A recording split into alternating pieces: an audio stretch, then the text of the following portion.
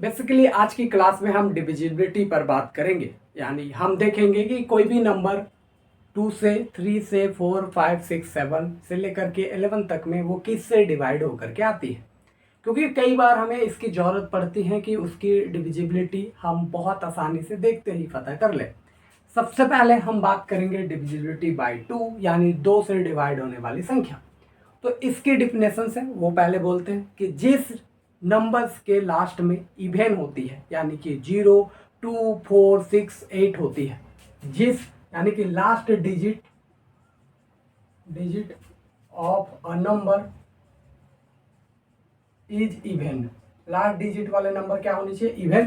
कहने का मतलब 0 हो, 2 हो, 4 हो, 6 हो, 8 हो, जिस नंबर्स के लास्ट में ये डिजिट अगर आपको दिख रहे हैं यानी वो 2 से डिवाइड होंगी। जस्ट एग्जांपल्स के लिए 72 2 दिख रही हैं, आप कहोगे 74, आप कहोगे 76। तो ये डिजिट के लास्ट में 2 है, 4 है, 6 है, 8 है, इस तरीके की नंबर जो है वो मेनली तौर पर आपके पास डिवाइड होती है किससे? तो 2 से। अब हम बात करेंगे डिविजिबिलिटी बाय 3। तो यहां पर हम लिखेंगे sum of digit is divisible by या इज डिवाइडेड बाय 3 यानी अगर हमें 3 से चेक करनी है तो हम क्या करेंगे? बेसिकली तौर पर जो भी नंबर दिया रहेगा उसके डिजिट को सम करेंगे। सम यानी कि ऐड करेंगे और ऐड करने के बाद अगर वो 3 से डिवाइड होती है तो फाइनली हम कहेंगे कि वो नंबर 3 से डिवाइड होती है। जस्ट एग्जांपल्स के लिए हमारे पास एक नंबर है 243, ये नंबर है हमारे पास। अब इस नंबर को चेक करना है कि क्या ये 3 से डिवाइड होगा या नहीं होगा। तो हम क्या करेंगे? इस नंबर्स को ऐड करेंगे यानी कि 2 + 4 + 3 करेंगे, यानी 2 और 4 6 और 3 कितना आ गया? 9। और ये जो सम आ रहा है आपका वो 3 से अगर डिवाइड हो गया तो वो ऑब्वियसली बात है 9 3 से डिवाइड होता है। तो हम कहेंगे कि ये भी डिजिट यानी 243 भी 3 से डिवाइड होंगी। यानी जो भी नंबर दिया रहेगा उसके हर एक डिजिट को लेकर के जोड़ देना है। जोड़ने के बाद जो आएगा उसको देख लेना क्या 3 से डिवाइड हो रही है। अगर हुआ तो वो ओरिजिनल नंबर भी 3 से डिवाइड होगा। अगर वो सम डिवाइड नहीं हुआ तो ओरिजिनल नंबर भी 3 से डिवाइड नहीं होगा। और यही बात हमारी 9 में भी अप्लीकेबल होती है कि sum of the digit is divisible by 9, then a number is obviously divisible by 9। तो यहां भी ठीक है, यहां भी हम कह सकते हैं sum of digit is divisible by 9। तो 9 से सम करके अगर 9 आता है तो वो फाइनली हमारा इससे डिवाइड होकर के आ जाएंगे। अब हम बात करें डिविजिबिलिटी बाय 4 यानी 4 से डिवाइड होने वाली संख्या। तो बेसिकली तौर पर last 2 digit is divisible bye 4 यानी कि इसकी अगर डिफिनेशंस की बात करें तो last 2 digit is divisible bye 4। कहने का मतलब अगर इसकी शॉर्टली एग्जांपल्स दें तो हम उन नंबर को 4 से डिवाइड कर सकते हैं जिसके लास्ट के 2 डिजिट 4 से डिवाइड होती हैं। जैसे बेसिकली तौर पर हम एक नंबर लिख रहे हैं यानी कि 264। अब यहाँ पर देखो ये लास्ट के 2 डिजिट जो है वो बेसिकली 4 से डिवाइड हो जाएंगे। तो इसका मतलब है कि ये पूरा नंबर भी 4 से डिवाइड होगा। अगर हम एक नंबर लिखते हैं बेसिकली तौर पर 1 5 3 8 7 6 2 4, और अगर हम इस नंबर को 4 से डिवाइड के लिए चेक कर रहे हैं तो लास्ट के 2 डिजिट ही आपको चेक करनी है और लास्ट के 2 डिजिट ऑलरेडी 4 से डिवाइड होकर के आएंगी। यही बात अगर आप 8 में चेक करना चाहते हो तो बस आपके लास्ट के 3 डिजिट देखना है। Last 3 digit is divisible bye 8 यानी कि 3 नंबर जो है वो 8 से डिवाइड होने चाहिए, लास्ट के 3 गो डिजिट। जैसे एग्जांपल्स के तौर पर हम ये लिख सकते हैं 2 4 6 8 1 8 6 4। अब देखो ये लास्ट के 3 डिजिट 8 से डिवाइड हो जाएंगे, इसका मतलब ये भी नंबर 8 से डिवाइड होकर के आ जाएगा। तो अभी तक हम डिविजिबिलिटी के केस में क्या क्या बात कर चुके हैं? 2 का, 3 का, 4 का, 8 और 9 का हमारा कंप्लीट हो गया। डिविजिबिलिटी अब हम 5 पर चेक करेंगे। तो अगर लास्ट डिजिट इज 0 और 5, अगर लास्ट के डिजिट अगर हमारा 0 या 5 है तो 5 से डिवाइड होकर के आएंगी। जैसे कहने का मतलब 2 4 6 0, ये भी या 26545, ये नंबर जो है वो 5 से डिवाइड होगा, क्योंकि लास्ट में 0 है या तो 5 है, तो वो नंबर 5 से डिवाइड होकर के आ जाएंगे। अब हम बात करेंगे डिविजिबिलिटी 6 पर। तो जो भी नंबर 2 से और 3 से दोनों के साथ डिवाइड होती है वो हमेशा 6 के साथ डिवाइड होगी। क्यों? क्योंकि 6 के मल्टीपल में 2 इंटू 3 आती है। इसका मतलब number is divided bye 2 and 3 both, यानी वो दोनों के साथ क्या होनी चाहिए, डिवाइड होकर के आनी चाहिए। वैसे नंबर को हम 6 से डिवाइड कर सकते हैं। अब आते हैं 7th वाले नंबर्स पर, और इस पर हम थोड़ी सी बाद में चर्चा करेंगे, पहले 10 वाले को कंप्लीट कर लेते हैं। अगर हम डिविजिबिलिटी बाय 10 की बात करें तो यहाँ पर last digit is 0, last digit is क्या होनी चाहिए, 0 होनी चाहिए। तो वो नंबर कुल मिला करके हम कह सकते हैं कि वो 10 से डिवाइड होकर के आ जाएंगी। कहने का मतलब ये नंबर 10 से डिवाइड हो जाएगा, क्योंकि लास्ट में 0 आ रही है। सिंपल साधारण टिकाऊ आंसर। अच्छा, इसका एग्जांपल नहीं दिए थे। डिविजिबिलिटी बाय 6, यानी वैसे नंबर जो दोनों से डिवाइड हो, 2 से और 3 से। जैसे देख लो 24, 2 से भी हो जाएगा, 3 से, तो वो 6 से भी डिवाइड होगा। 36 ले लो, 2 से भी डिवाइड होगा, 3 से भी, तो वो 6 से भी डिवाइड होकर के आ जाएगा। अब यहाँ पर डिविजिबिलिटी बाय 7 और डिविजिबिलिटी बाय 11 हमारे पास 2 फैक्टर है, जिसकी यहाँ पर हमें इंपॉर्टेंस और जानकारी आपको देनी है। तो सबसे पहले हम डिविजिबिलिटी बाय 11 पर डिस्कस कर लेते हैं, फिर हम यहाँ पर आगे की बात करेंगे। यानी कि difference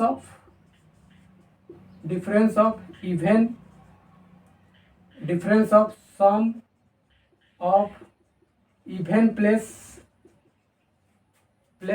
and odd place of number is either 0 और 11। यानी कि कहने का मतलब है कि अगर कोई डिजिट है तो उसका इवन प्लेस के नंबर को जोड़ लेना है, ऑड प्लेस के नंबर्स को जोड़ लेना है। दोनों का डिफरेंस देखना है कि अगर 0 या 11 का कोई भी मल्टीपल आता है, यानी कि 11 का मल्टीपल भी अगर कोई आता है, तो हम कह सकते हैं कि वो नंबर जो है वो कहीं ना कहीं 11 से डिवाइड होगा। हम कुछ एग्जाम्पल्स आपके सामने रखेंगे तो पूरी बात आपको क्लियर हो जाएगी। जैसे यहाँ पर देखिए, मान लेते हैं हमारे पास एक नंबर है 2 4 6 8 9 और बस इतना ही कोई नंबर है। अब देखो, अगर हम देखें ये फर्स्ट प्लेस है, ये सेकंड, ये थर्ड, ये फोर्थ है और 5, तो ये हमारा पहला प्लेस ऑड होता है, पहला, तीसरा, पांचवा ये ऑड प्लेस हो गया। ये और ये दोनों, दूसरा और चौथा ये इवन प्लेस हो गया। तो हम ऑड वाले को पहले जोड़ लेते हैं। 9 और 6 15, 15 और 2 हो गया 17, और यहाँ पर इवन वाले को जोड़ लेंगे तो ये हो जाएगा 12। अब इन दोनों का डिफरेंस निकाल लेना है, यानी कि घटा लेना है। तो घटाने के बाद जो आएगा, जो नंबर आएगा, यानी कि 5, अगर ये 5 की जगह 0 आता या 11 का कोई भी मल्टीपल आता, यानी 11 आता, 22 आता, 33 आता, 44 आता, यानी 11 का पहाड़ा में आने वाले नंबर, तो ये नंबर भी 11 से डिवाइड हो जाता। लेकिन यहाँ 5 आया है, और क्योंकि 0 और 11 का कोई भी मल्टीपल नहीं है, इसका मतलब ये नंबर 11 से डिवाइड नहीं होगा। हम एक नंबर और लेते हैं जिससे आपको पूरी बात क्लियर हो जाएगा। 2 4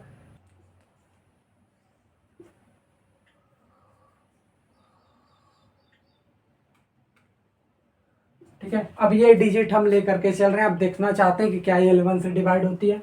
तो देखो, अगर हम इसको देखें तो ऑड वाले प्लेस को जोड़ लेते हैं।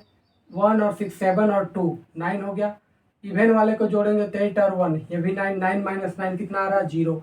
तो ये कुल मिला करके 11 से डिवाइड हो जाएंगी। इस तरीके से हम इसे निकाल सकते हैं। कुछ और भी डिजिट अगर आप लिखना चाहते हो तो भी आप लिख सकते हो। देखो, कुल मिला करके ऐसा 2 4 6 12 और 8 एंड 2 0 0 0 0 0 0। ठीक है। अब इस डिजिट को हम थोड़ा सा देखते हैं कि इस डिजिट में किससे डिवाइड होने वाली है।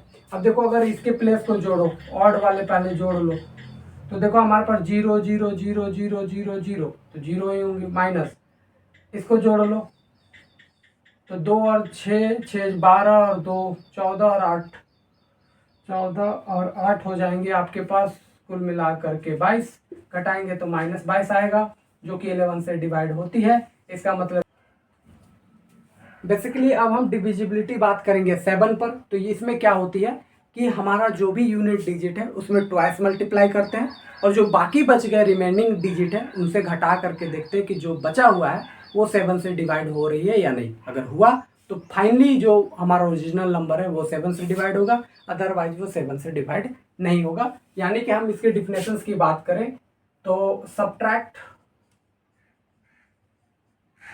The remaining digit by twice of unit digit, then the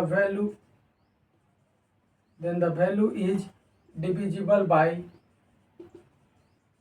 by 7, then final number is also, तो वो नंबर जो है वो भी 7 से डिवाइड होगा। एक एग्जांपल से लेते हैं, आपको पूरी बात क्लियर हो जाएगा। मान लेते हैं 343 हम एक नंबर लेकर के आपके सामने रखें। अब यहाँ पर करना क्या है कि जो भी यूनिट डिजिट है उसमें ट्वाइस कर देना, यानी दुगुना कर देना, यानी 2 × 3 कर दोगे तो कितना आ जाएगा 6। अब ये जो 6 है उसमें ये जो बाकी के डिजिट है उसमें से 6 घटा लेना है, तो 34 - 6 करोगे 28। अब ये जो 28 है वो 7 से डिवाइड होगा, ऑब्वियसली बात है, तो ये भी नंबर 7 से डिवाइड होकर के आ जाएगी।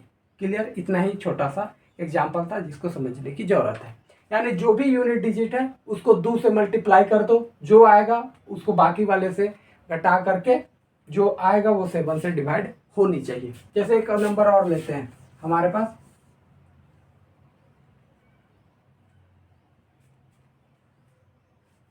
हाँ हम एक 49 लेते हैं। जनरली जानते हो ये 7 से डिवाइड होती है, सबको पता है।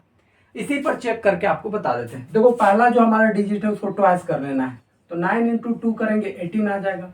अब जो रिमेनिंग डिजिट है उससे घटा लेना है, तो 4 - 18 करोगे कितना आ जाएगा -14, और 14 जो है या -14 7 से डिवाइड होता ही है, तो फाइनली इसी वजह से 49 भी डिवाइड होकर के आ जाएंगे। तो इतनी ही आसान था डिविजिबिलिटी को चेक करना। उम्मीद है आज की क्लास क्लियर हुआ होगा। अगर आपको कोई वीडियो या फिर किसी भी बात की सजेशंस देनी है या कोई टॉपिक जो आपको फंसा रही है छोटी छोटी, अगर आप कमेंट बॉक्स में लिखते हैं तो उसकी समाधान हम जरूर करेंगे। बाकी अगर आपको वीडियो अच्छी लगे लाइक करें, शेयर करें। बाकी मिलते हैं हम लोग नेक्स्ट टॉपिक्स के ऊपर।